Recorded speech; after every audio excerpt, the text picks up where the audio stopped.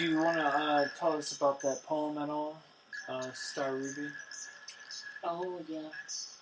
That poem is absolutely amazing because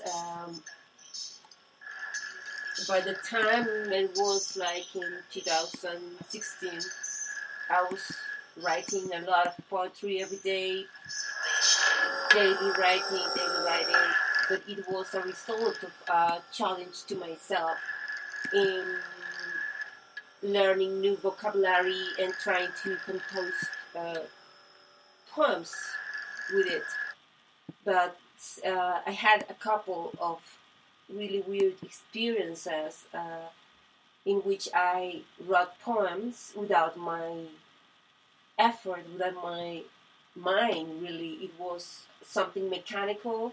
And in this case, I think it was the first experience about, I called it the channeled poem because it was so suddenly. I was in my living room with my daughter, and I just felt the compulsion to take a pencil and a paper and start writing.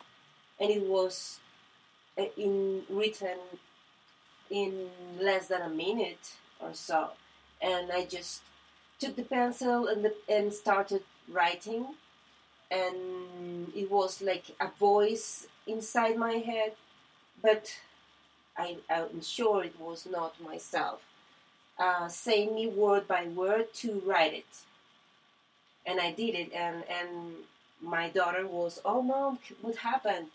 And I read it to her, and all was very amazing. The moment also very amazing, uh, transcendental to me. It was transcendental, and after that, I had like a couple of more times of channeling, or 3 times actually, in different ways, in different sensations.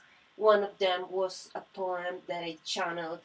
I was simply sleeping in the midnight. I woke suddenly, like someone saying me, or something saying me, "Wake up and write this." And I did, and it was really an awesome poem also, called "The Return," and it is about the path of the soul, the being looking at the stars and knowing that home is there in a star. So it is about returning after our early life to our star. It's very, very transcendental as well. Absolutely. I think I've mentioned this a few times. That's like the tents in the tabernacle in the Bible, where this life is just go through the tent, and it's very, very fleeting indeed. Yes, it's something that surprised myself, and I think it was very special. And in other occasions, it have to be not specifically writing poems but I have had another experiences in which I channeled some kind of energy, and it takes, for example, my body and start moving in a way that I know that I'm not moving the body. It's like the body moving itself, dancing with so much energy. Yeah, you're normal layperson of everyday religion would call that possession. How do you feel about the church's stance on, if I may cross this threshold, on the idea that that is a sort of possession, and against the dogma of, say, certain churches? Would you feel that they would feel that that is a possession of sorts, and they're possessed by evil demonic spirits? The channeling. In some sects, of course, to people that is indoctrinated and that are blindly followers of the Christian Catholic dogma, I guess yes, of course. But at the same token, these are the very same people that run, seem to run, not so much run, but are sort of the foot soldiers of society in a way, like your workers, your layperson, the person that don't really question much. They just wake up, they know survival because that's what they've been stuck at in their brain for a lot of their life. Would you say? Yeah, absolutely, yes. It's something that I think is like a kind of their brain have been programmed to be, and I think it is a restriction of their minds and the knowledge that they could understand, but they can understand what is beyond the institutions of humans. So, as I always have said, since I was studying in the in the school, philosophy, I have always said that, well, if God exists, I mean, he can care. Hold on, we have a special guest. Just kidding, I think it's Iker. Hola. Iker wants to be on the television show, I guess. Estamos haciendo un show This deep philosophic conversation here. Estamos haciendo un show para nuestro canal de estamos hablando sobre bueno, religión y creencias y todo eso. I have always thought about, if God exists, he would not be caring anything about any religion. Religion, it has not to be really with God or divinity, but with human. And it's very special and it's beautiful. It's a way in which cultures have developed their interest or their love to divinity. But it is really human. Not it has not to be anything with God or the source, or it's human. It's something human. And I think every religion is very worthy or be studied, and it's beautiful, and I have myself done that at the university, and it is something that fascinates me really. Sure. Even I can participate in different rites from different religions, and it don't bother me. I really like to feel the egregore of the presence, that people that believe whatever they believe, but it is something in the air that is that fervor, and it is something good to enjoy. I enjoy that, being in that. I could be in any rite possible, but to me, it's only a representation. It is only a vehicle. The real experience of divinity, it has nothing to be with that, nothing, and with institutions. And people follow their beliefs blindly, and they can't see beyond that. What they are following is only something planet, something. Well, it's not necessarily only playing. It's also been all religion's just been hijacked. It's all essentially solarship from within, worship from within, whether planetary deities or nothing. A lot of it's not literal. Just some of the facts that are looked up in the Bible are not. There's no way in which they could be possibly literal, because it's just not feasibly possible to do on this realm of planet. Some of the men in which one man, Samson buried an entire army. Feats of that nature, in which can only be symbolic. So it's interesting how some things in the Bible are probably symbolical and theological, and some of them are spiritually from within, and some of them are kind of for the person who people, I should say not person, but people who will only get it literally. Yeah, that's the way I feel the Bible was written. It was written yes, for but if layers. You think, yes, I absolutely agree, and it's really a huge part of the argument where I really don't follow the any religion really, but I still enjoy knowing about each religion. Absolutely. But specifically about Catholic religion, I was raised as Catholic, and I very very soon felt in deception about it. I totally felt. Why not know about I discovered something, and it's something that to me is a paradox, that people that goes follow Catholic religion cannot. I don't know why cannot realize about. They are not following what even the scriptures talk about their the God incarnated, that Jesus Christ, because Jesus Christ was all about love and peace, and he was really his teachings were very very wise. I think if he was a mythical character, a non-real, a fictional character, or if he was a real character, well, that is something to be discussed very deep, but it's not my intention here. I will reserve what I think. I don't know but if it's necessarily has to be researched very deeply. Beyond if he existed or not, his teachings are very specific about love, about forgiveness, about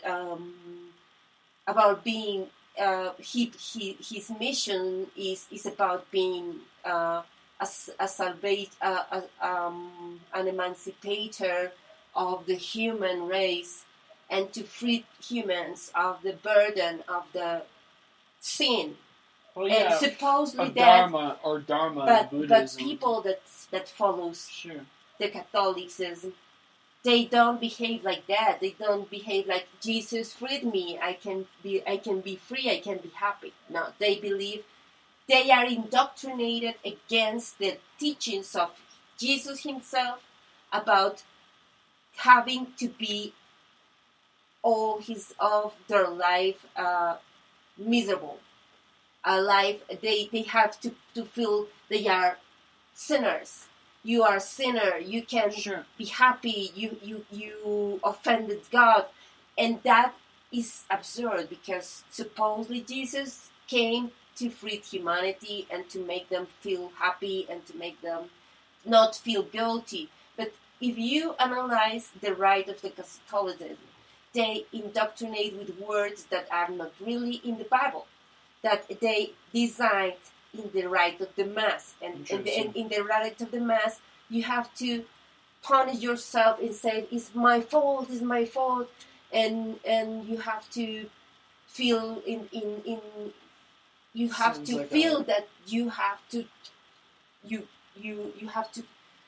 lift your own cross. They specifically say this when they celebrate Holy Week, the Christendom, and they celebrate this, and they say the day that Jesus Christ is crucified, they say you have to charge your own burden. And this has no sense, because he did that supposedly to free all of having to do that. Well, maybe they know something though, because it is true that you do have to free yourself. So to me, that is a form of deceiving people and humanity, and I think that really the establishment of the Catholic Church and all that have been only, of course, something very well planned to. I don't know so much about the things have been hidden. That's true, and And it's certain very knowledge well has been possible hidden. that really Jesus never exists. Oh, I mean, you could talk about Catholic Boniface. You could talk about a number of things that the Catholic Church did, such as changing the meaning of the only begotten Son of God, in which case it did not originally mean Jesus Christ was flesh for flesh, the only Son of God. He's the only begotten Son because he's begotten of the only source. He's the Christ consciousness. That's what Christ represented in a whole. That's what Christ was. Christ. They believe in Jesus in a very special way, as Yogananda put it when they tried to refer to their vicarious salvation. I agree with that. There's no doubt about that. That has been definitely a huge stickler in the human race. What I was kind of questioning is if there's any other religions or sectors that believe in such a thing. Is I know there's extreme Islam who only practice certain types of dogma which are written down in the book. Of course. Which might not only literal, not literal as well. It's just like you can't take Mahabharata literally. I mean, a lot of these books are not literal, and some parts might be very well literal. So it's really been kind of like a thorn in the side of humanity, I say, is not being able to depict, okay, which one's literal, which one's not literal, which one's spiritual, which one's actual theology, who they get this idea from originally, and that's kind of been kind of like the wish-wash of the, who where do you pull from first, and you pull them all at the same time, and you get a tangled up mess. It's like a ball of yarn. You got methodically. It's true. It's just like the Apostle Paul. I think the Apostle Paul, with me personally, I think the Apostle Paul was one in which did exist and did take that book. I think that's an important time to look at that book.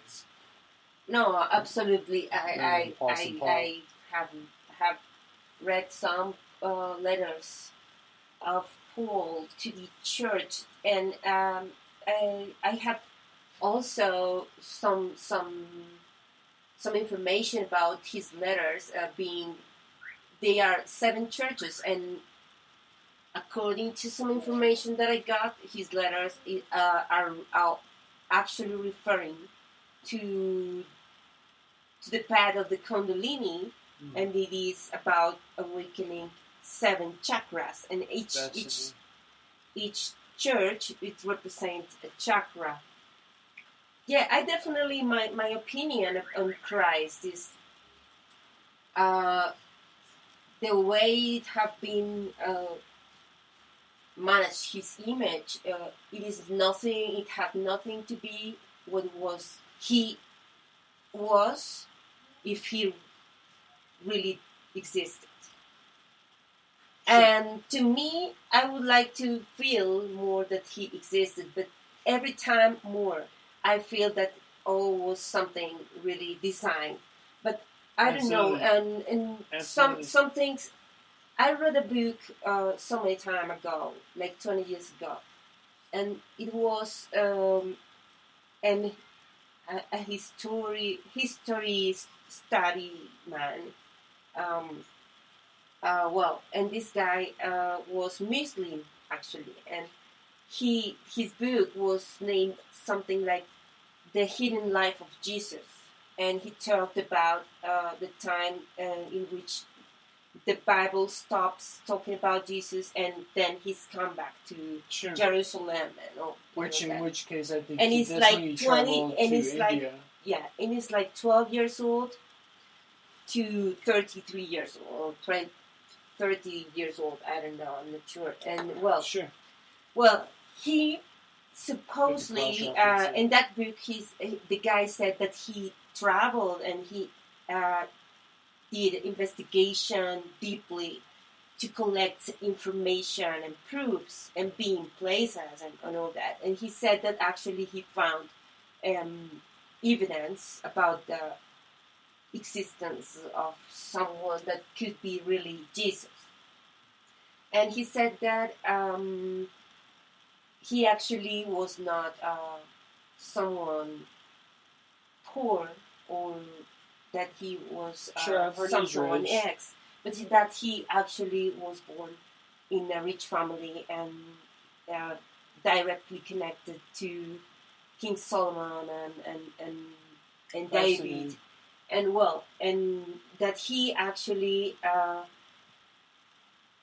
lived, and that there is proofs that shows that he lived in Egypt, being like a baby some years, and then back to Israel, what is Israel now.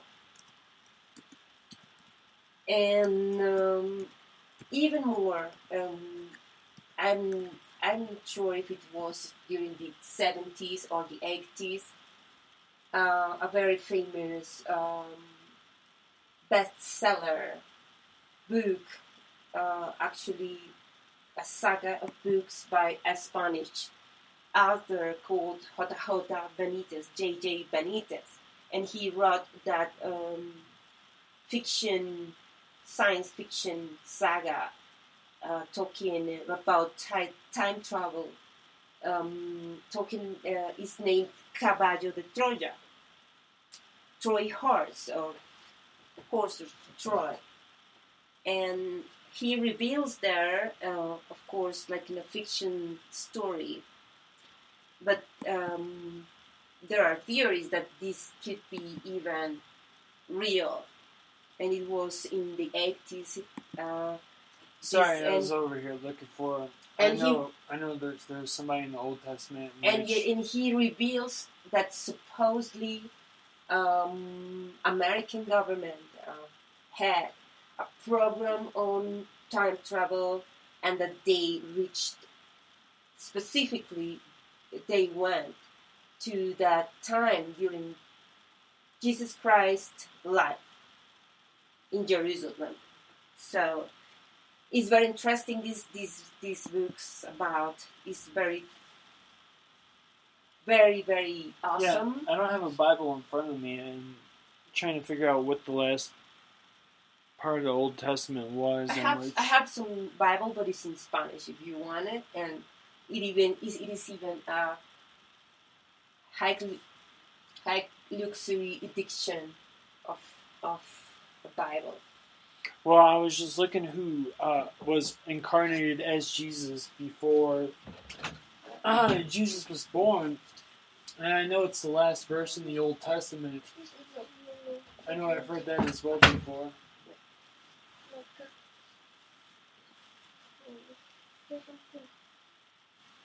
And I believe it's the part in which when they're out in the woods in the beginning of the Bible, might even be Paul.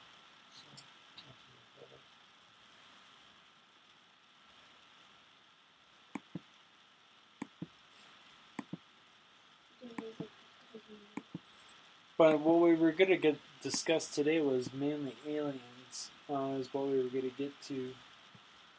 Was going to be the main topic of the show. I think we should end this show and start a new one. Okay. With the subject of the UFO. Okay. And I'm going